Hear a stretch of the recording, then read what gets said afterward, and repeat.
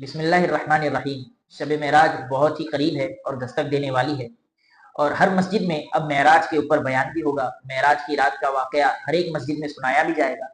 بہت اچھی بات ہے، کرنا بھی چاہیے، لیکن اس معراج کی رات سے ہمیں کیا سبق ملتا ہے، اور تا قیامت تک اللہ کے نبی صلی اللہ علیہ وسلم سے جو بھی اعمال اللہ نے سرزد کرائے ہیں وہ تا قیامت تک آنے والی امت کے لیے سبق ہے، رہنمائی ہے، وہ صرف قصے کہانیوں تک لیمیٹڈ نہیں ہے۔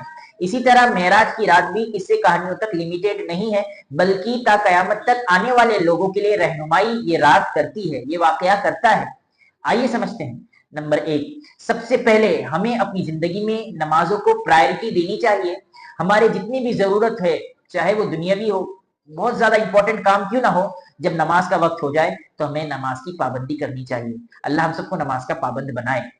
نمبر 2، مشکل کے بعد ہی اللہ تبارک و تعالیٰ بلندی عطا کرتے ہیں۔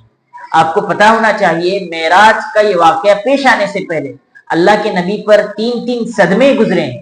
نمبر 1 طائف کا، نمبر 2 آپ کے چچا جو آپ کے زیادہ سپورٹیو تھے وہ دنیا سے چلے گئے، نمبر 3 آپ کی غمگسار، آپ کی ہر چیز میں سپورٹ کرنے والی حضرت خدیجہ رضی اللہ تعالی عنہا کا بھی دنیا سے وہ بھی رخصت ہو گئی۔ تو یہ تینوں غم آپ پر پہاڑ جیسا ٹوٹ پڑے، اس کے بعد اللہ تبارک و تعالیٰ نے آپ کو بلندی دی۔ پتا کیا چلا؟ ہر مشکلات کے بعد ہی اللہ تبارک و تعالیٰ آسانی اور بلندی دیتے ہیں، اس لیے ہمیں کام کرتے رہنا چاہیے، سکسیس اللہ تبارک و تعالیٰ دے ہی دیتے ہیں۔ نمبر 3، اس واقعے سے یہ پتا چلتا ہے کہ اللہ تبارک و تعالیٰ اس پر قادر تھے کہ اللہ اپنے نبی کو معراج کے سفر کے لیے مسجد حرام سے ہی ڈائریکٹ اپنے پاس بلاتے، لیکن آپ نے مسجد حرام سے مسجد اقصی کا سفر کرایا۔ پتہ یہ چلا کہ مسجد حرام کے ساتھ ساتھ ہمیں مسجد اقصی کو بھی امپورٹنٹ دینی ہے۔ مسجد اقصی کے ساتھ ساتھ بارکنا حولہ، اس کے ارد گرد جتنے علاقے ہیں، جتنی چیزیں ہیں، ہمیں ان کو اہمیت دینی ہے، ان سے اپنے رشتے کو مضبوطی سے جوڑنا ہے، اور جہاں مسجد اقصی کے لیے ضرورت ہو وہاں پر اپنا سب کچھ لٹانے میں پیچھے نہیں ہٹنا ہے۔ نمبر 4، دین صرف زمین تک محدود نہیں ہے، دین کی حدیں اللہ تبارک و تعالیٰ نے آسمان تک رکھی ہیں۔ نمبر 5، سچ پر قائم رہنا چاہے لوگ مذاق اڑائیں۔ آپ کو پتا ہونا چاہیے کہ جب معراج کی رات اللہ کے نبی صلی اللہ علیہ وسلم گئے اور آئے اور لوگوں سے یہ واقعے کو بیان کیا تو بہت سے لوگوں نے اس کو جھٹلایا، اور یہاں تک کہ ایک آدمی نے حضرت ابوبکر رضی اللہ تعالیٰ عنہ کے گھر دستک دی۔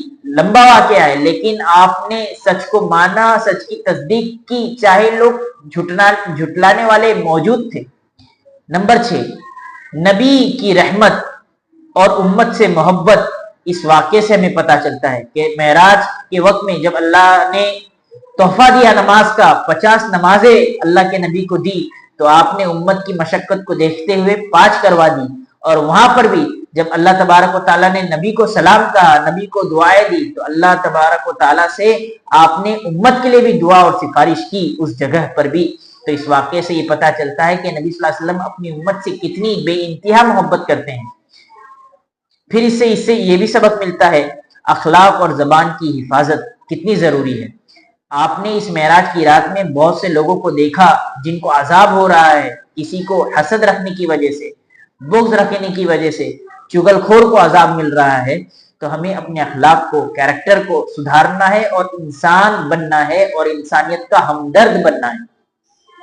اور آخر میں ہمیں اس معراج کی رات سے یہ سبق ملتا ہے، ایمان صرف لاجک کا نام نہیں ہے بلکہ یقین کا نام ہے۔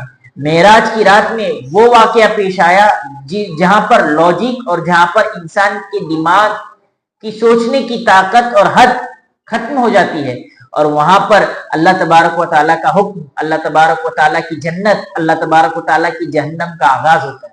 تو ایمان صرف لاجک کا نام نہیں ہے بلکہ یقین کا نام ہے، اس لیے ہمیں یقین کے ساتھ ایمان لانا ہے۔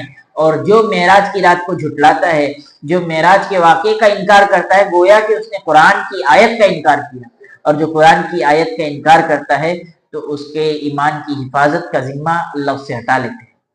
تو اسی کے ساتھ میں اپنی بات کو ختم کرتا ہوں۔ اللہ تبارک و تعالی ہمیں اپنی زندگی میں قرآن اور حدیث اور اللہ کے نبی صلی اللہ علیہ وسلم کی سنتوں کے ذریعے رہنمائی حاصل کرنے کی توفیق عطا فرمائے۔